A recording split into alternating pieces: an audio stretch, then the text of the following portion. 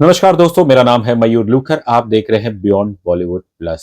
साल 2024 ऐसा लगता है कि बस कुछ ही महीने पहले शुरू हुआ था, लेकिन देखते ही देखते साल खत्म होने वाला है।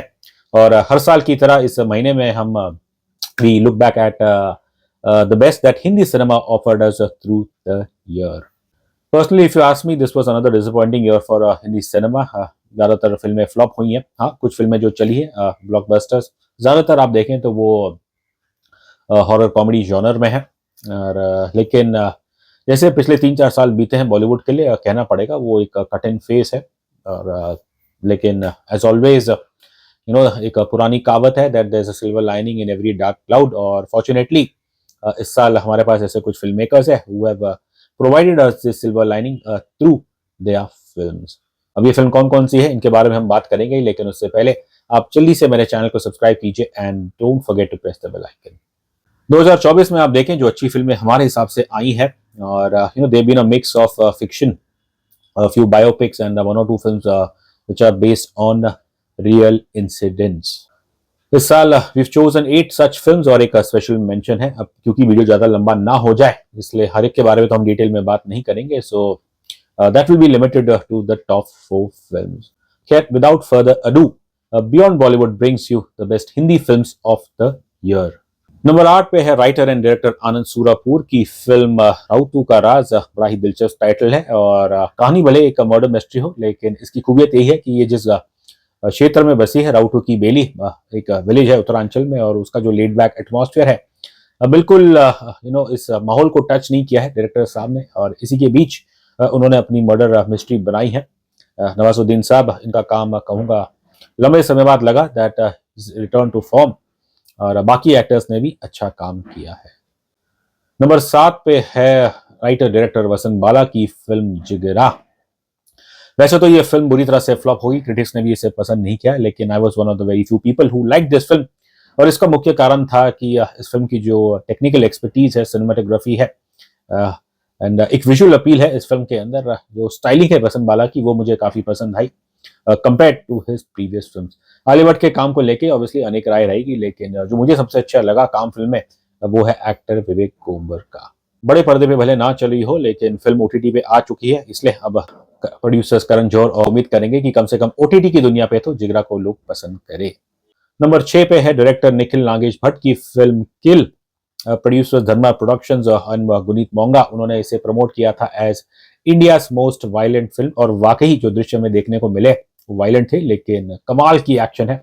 एक अंतर्राष्ट्रीय कोरियन एक्शन डायरेक्टर को ये लेके आए, और फिल्म स्टार्ट से एंड तक वायलेंट है, लेकिन it gave us some very good talents in Lakshya Lalwani, और जो कोरियोग्राफर है राघव जुएल, उन्होंने तो बिल्कुल कमाल कर दिया इस फिल्म में।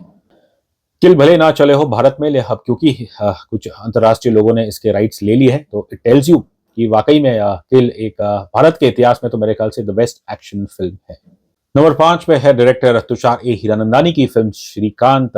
ये बायोपिक फिल्म है about an unheralded blind businessman Srikanth Bolla from Andhra Pradesh.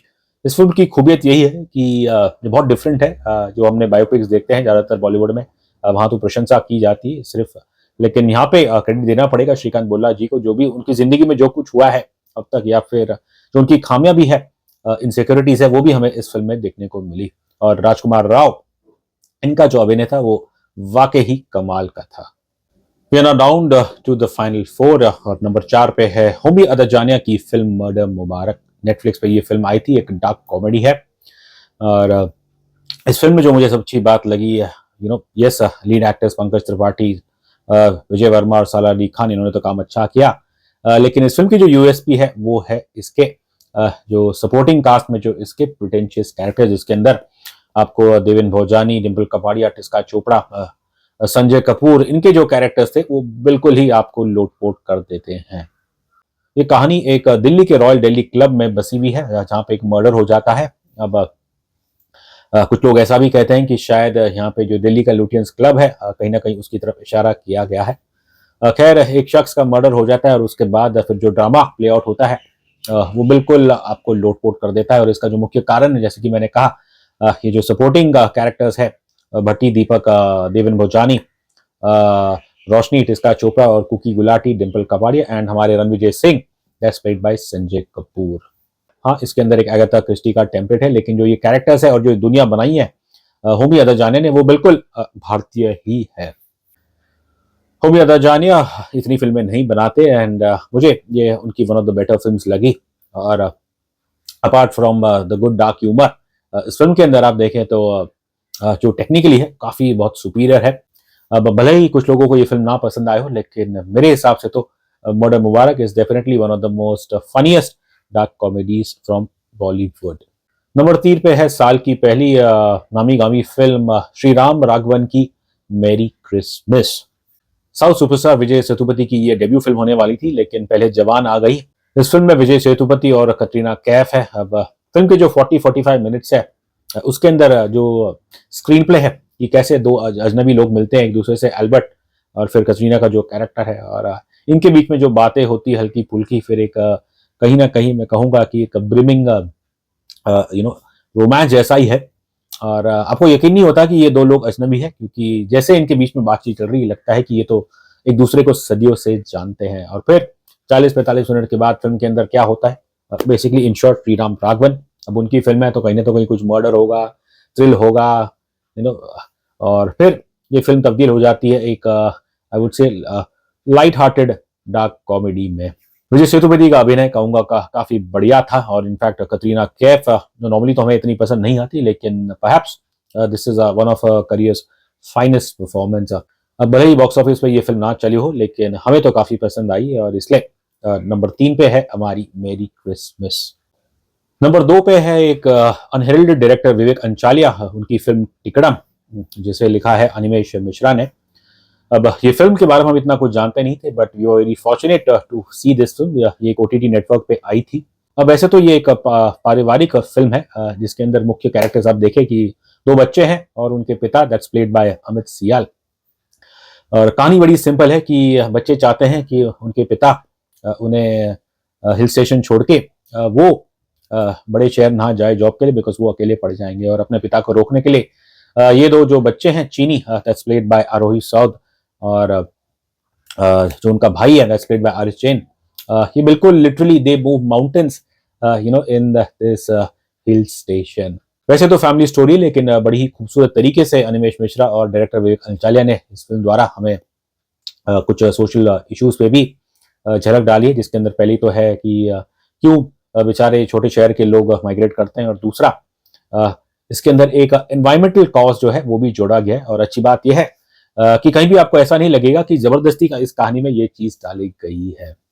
तिकड़म एक सिंपल स्टोरी है, इसका स्क्रीन प्ले भी बहुत ही काफी सिंपल है, लेकिन जो इसके अंदर इमोशंस है मेरे ख्याल से वो काफी स्ट्रॉन्ग है, and that's largely down to these first of all these wonderful child artist Arohi Saud, Arish Jain, Divyansh Dwivedi.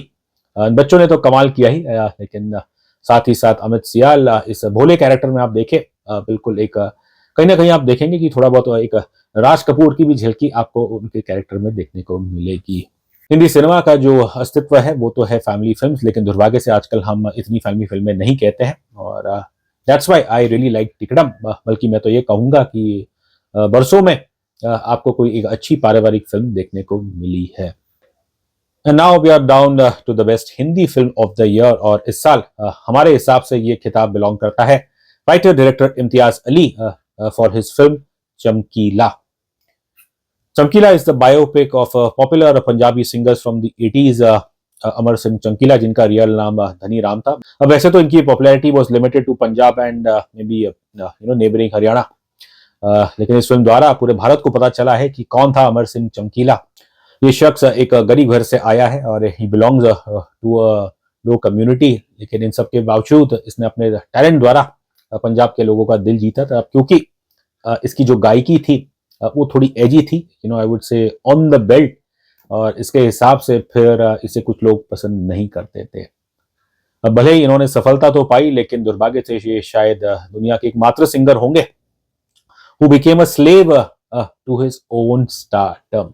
Lead role में हमें दिखे दिलजीत दोसांझ, और वाकई ये उनके करियर की बेस्ट बॉलीवुड फिल्म है, और उनके मेरे ख्याल से करियर की भी शायद बेस्ट परफॉर्मेंस है। इम्तियाज अली की खूबियत ही है कि अक्सर वो एक्टर्स उनसे उनकी बेस्ट परफॉर्मेंस निकालते हैं। फिल्म के अंदर बाकी एक्टर्स भी हैं जिनके नाम इतने बड़े ना होंगे, लेकिन तकरीबन कास्टिंग में आप देखें तो कमाल क्या है इम्तियाज अली ने। फिल्म की राइटिंग, स्क्रीन प्ले बहुत ही एंटरटेनिंग है, और ये बायोपिक भी बिल्कुल कहूंगा एक ट्रू बायोपिक है, जहाँ पे आपको चमकीला की अच्छी और बुरी बातें सभी कुछ आपको यहाँ पे देखने को मिली है।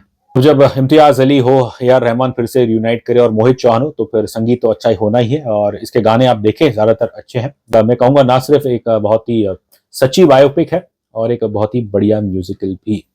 अब असल जिंदगी में तो बेचारे हमारे धनी राम को उन्हें तो जो एक फेवल देना चाहिए था वो उन्हें डेथ में नहीं मिला, लेकिन इस फिल्म द्वारा उन्हें वो ट्रिब्यूट दिया है इम्तियाज अली ने। हमारे हिसाब से तो ये फिल्म वाकई ही best Hindi film of the year का खिताब डिजर्व करती है। तो ये थी बियॉन्ड बॉलीवुड की best 8 Hindi films of the year. जैसे कि हमने पहले कहा था, एक स्पेशल मेंशन भी है, और ये जाता है डायरेक्टर किरण राव की फिल्म लापता लेडीज को। एक बढ़िया, मैं कहूंगा, फेमिनिस्ट सटारिकल स्टोरी, और इस फिल्म द्वारा किरण राव ने और आमिर खान जो प्रोड्यूसर है इस फिल्म के, उन्हें हमें इंट्रोड्यूस किया to outstanding young talents in Nitanshi Goel and Pratibha Ranta. और फिर सीजन एक्टर रवि किशन, मेरे हिसाब से उन्होंने अपने करियर की, कम से कम हिंदी फिल्म के करियर की सबसे बेहतरीन परफॉर्मेंस दी है। इसकी जो स्टोरी आइडिया है वो है विप्लव गोस्वामी का। इसका बेहतरीन स्क्रीन पे लिखा है स्नेहा देसाई ने, और किरण राव की कमाल की डायरेक्शन है। अब क्रिएटिवली ये film it ticks most boxes, लेकिन इन सब के बावजूद हम अनफॉर्चुनेटली इस फिल्म को हमारी बेस्ट हिंदी फिल्म्स के अंदर कंसिडर नहीं कर सकते, and that is purely down to the controversies that this film was mired in. It's already out there in the open कि कैसे पहली जो मेजर कंट्रोवर्सी थी इस फिल्म को लेके कि कैसे इस पे कहानी चुराने का आरोप लगाया था वेटरन फिल्म मेकर अनंत महादेवन ने, और फिर हाल ही में जो इस फिल्म को ऑस्कर के लिए भेजा गया था और इसकी सिलेक्शन और ये रिजेक्ट हो गई, not just Oscar, even golden globe. और उसके बाद जो बातें बाहर निकल के आई है, जैसे कि अमोल पालेकर ने भी कुछ पुरानी बातें निकाली है, तो खैर ये जो कंट्रोवर्सीज है ये they are well out in the public domain, and purely because of these two major controversies हमें लगा that will not be morally right to include Laapataa ladies in our best Hindi films of the year list. At best बस हम इसे एक special mention ही दे सकते हैं। लापता ladies को लेके हमारे इस डिसीजन के बारे में आप क्या सोचते हैं, and also our choice of the best Hindi films हमें कमेंट सेक्शन में जरूर बताइएगा, एंड जल्द मिलते हैं with another year-end story.